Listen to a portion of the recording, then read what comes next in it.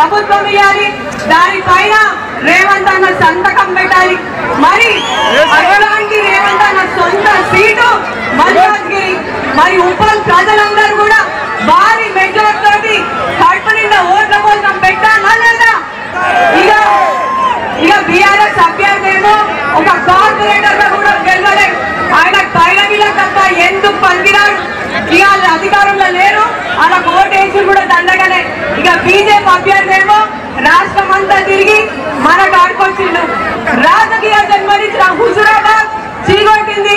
ఇక కులం పేరుతోటి గజ్వెల్ల ఓట్లు అడిగితే ఆడ నోరు మూపించారు. ఇక మతం పేరుతోటి మన కాడికి అడుగు పెట్టిండు. గతంలో ఈయన బీజేపీ ఎమ్మెల్యే ఉన్నప్పుడు కేంద్రంలో బీజేపీ ఉండే, మన ఈయన రూపాయి కూడా పనియాలి.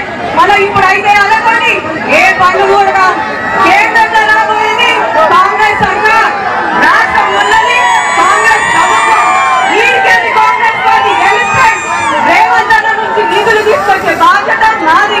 మరి అన్న ఎప్పుడు కూడా పర్మనెంట్ ఏం కావాలి, లంచా ఏం కావాలని అడగకుండా ఈ ప్రాంతానికి ఎంత కోట్ల రూపాయలు నిధులు కావాలని అడుగుతారు. మరి ఈడికెళ్ళి కాంగ్రెస్ పార్టీ గెలిస్తే రేవంత్ అన్న గెలిచినట్టే. కాబట్టి అందరు కూడా చేకూర్తు కోటేసి సునీత మహేందర్ రెడ్డి గారిని గెలిపేదని కోరుతూ మరొకసారి కూడా నా పెద్దలు రేవంత్ అన్న గారికి అందరు కూడా నమస్కారం. మీ అందరి అభిమాన నాయకుడు, యువ నాయకుడు, ఉప్పల్ నియోజకవర్గ ఇన్ఛార్జ్ అయినటువంటి పరమేశ్వర్ రెడ్డి గారిని మాట్లాడాల్సిన